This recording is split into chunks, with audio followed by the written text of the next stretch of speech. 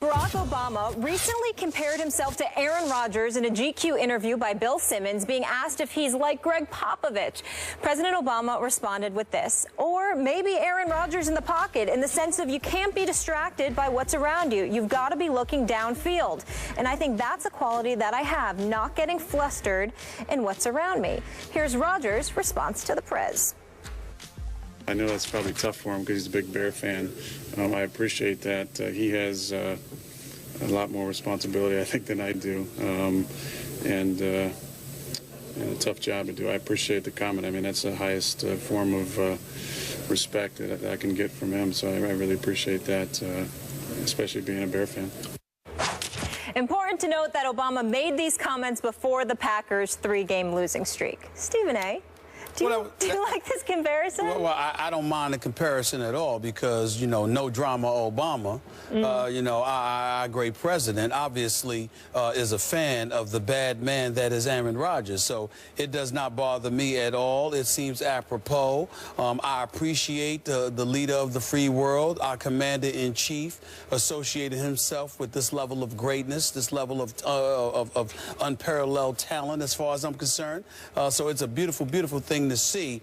I will acknowledge, however, that I'm glad we emphasized that this comment was made, what was it, weeks ago? When was the date? When was it? When was the date? All I know is it was before the 3-game skid. It was before the 3-game skid because Aaron Rodgers, you know, obviously, you know, on a more serious note, our president did seem to get a bit perturbed at some, some questions that were being thrown his way in the aftermath of what happened in Paris last night because of his comments prior to that about ISIS. It was October 5th, to be exact. Exactly. So, I mean, he did seem as cool at that particular moment in time, but we understand that those are obviously dire circumstances. Of course. And our heart goes out to all of those people. But on a lighter note, outside of that, prior to last week, those comments are more than apropos.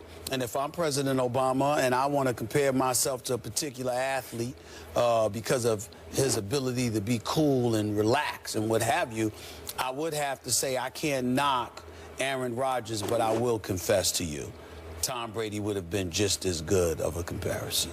Oh, you would? You would concede that? He blew the Prez off, wow. though, so he couldn't pick it. I would concede that, but you can't use Tom Brady because Tom Brady was very, very disrespectful and blasphemous in blowing off our president when the New England Patriots were being celebrated at the White House. So I'm glad that the president didn't mention him because he isn't worthy of being mentioned by the president after doing something like that. You sure it wasn't that Tom Brady was condemned in the court of public opinion as a liar and cheater? The president didn't do that. Yeah. The president didn't. He did no such thing. PR standpoint. Well, I'm just saying. But you know, you showed up when George W. Bush was the president, you know, on more than one occasion to celebrate your championship. The president summons you. You show respect the office. Fair. The office. Okay. Respect the office. All right, I got it. Yes. Now, allow me to say that I have issues with this analogy on 2 levels. And first, I'm going to do it from a Chicago perspective because I remind you, I did work in Chicago as a columnist for the Tribune. I covered the Chicago Bears. My brother owns and operates Obama's favorite restaurant in Chicago. Okay, so Obama's a Chicago guy. Is that fair to say? He's a Chicago guy. You're not going to tell me you should have mentioned Cutler, are you? You're not going to say that?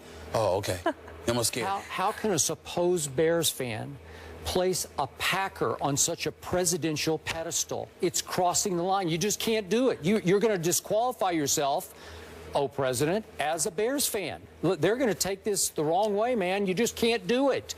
You cannot go there. Do you understand the depth of the rivalry between Chicago and Green Bay? I understand. It's historical. I understand what it used to be before Cutler arrived. Well, it still is. Trust me. The Bears fans take it very seriously. More seriously than any other rivalry in Chicago is Green Bay, Chicago. Bears, Packers. So I was shocked that he would go there, and Aaron acknowledged it. He said, gee, as a Bears fan, I'm honored by this, that even as a Bears fan, you would include me in this. That's a blunder on his part, on Obama's part, if you're a Bears fan. How can you do that to the Bears? You want me to tell you how you could do it? Because Ditka set the stage, Mike Ditka, with his commercials, where he's wearing the Green Bay jersey and the Green Bay bobblehead on top of it. I'm just saying, Jerry Rice is wearing a Cowboys jersey. I know. What is that about? That was hard for me to stomach but that you're one. doing the commercial, you're having fun, you're getting compensated for it, because I can assure you Mike Ditka didn't do it for free, okay? So in light of all of those realities, if Ditka can go away conventional wisdom and tradition, how come our president can't do so? I would say that he has the right to do so if Mike Ditka did it. I don't think so. I think so. Okay, now let's go to the other level. Yep. Okay. Let's talk about football here. Let's talk about, I'm wondering if our president is now cringing over the remarks that he made on October 5th. Because the truth is that Aaron Rodgers just 2 weeks ago at Carolina on the crucial play of the game, the two-point conversion try, admitted that he saw something in the pocket and got scared. So Obama's saying, I want to be like Aaron Rodgers in the pocket. And Aaron admitted, I saw something in the pass rush. I got scared. And he failed to see Randall Cobb break wide open for an easy little pitch and catch touchdown in the end zone to, I think that was to tie the game. And you're saying to me, now you're comparing yourself to an Aaron Rodgers who's become highly flustered in the pocket. He's lost his poise. He's lost his confidence. He's become antsy. He's become iffy in the pocket.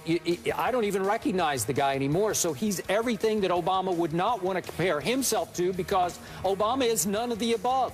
He is extremely Obama, no drama Obama, cool under fire. So I like the original idea of the analogy to Aaron Rodgers, but this guy is a disaster right now, and so Obama has to be regretting that he made this analogy back in October. I think he's got bigger fish to fry right now. I think he's got a lot of bigger fish to fry, number one. Number two, every president is deemed disastrous at some point in time for a moment, because obviously you can't please everybody, okay? So we all understand that. Number three, and more importantly, I think the president would have no problem with using the analogy that he used as it pertains to Aaron Rodgers. Aaron Rodgers got over 30,000 yards passing. He's still got about a decade left in this game. He hasn't He's talking about cool under fire. It's not talking about stats. No, listen. He has not had a quarterback rating of less than 103 in the last 5 years. The QBR is consistently up there.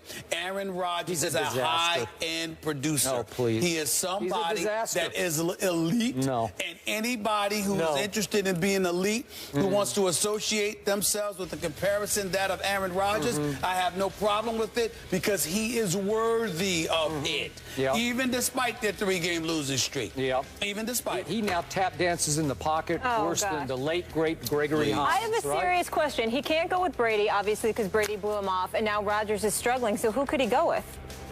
Who is there? Peyton Manning's banged up. There's no one else. Tyrod Taylor or Cam Newton? Cam Newton. All right. Cam Newton. Well, he can go with Cam Newton. We'll leave it at that. He can go with Cam Newton. The bigger the moment, the more he shines. Okay. He could do that. It's Tom Brady, and we all know it. It's the only way to fly. We can't acknowledge that. We can't acknowledge that. Right. Tom Brady TB12 for life. snubbed the president of the United States. He took so many trips. Could you blame him? It was like his 10th very trip un-American. there. Very un-American. He's not the only one. I think RG3 did it one time, too. I mean, it's very un-American. I don't like that. All right. That's fair. Respect the office. President calls, go. Coming up, Jerry Jones not sold long-term on Greg Hardy. The Cowboys owner backtracking on his comments about keeping Hardy in Dallas. What do the guys make of it? Find out next. On the Hook is brought to you by Bass Pro Shops. Your adventure starts here.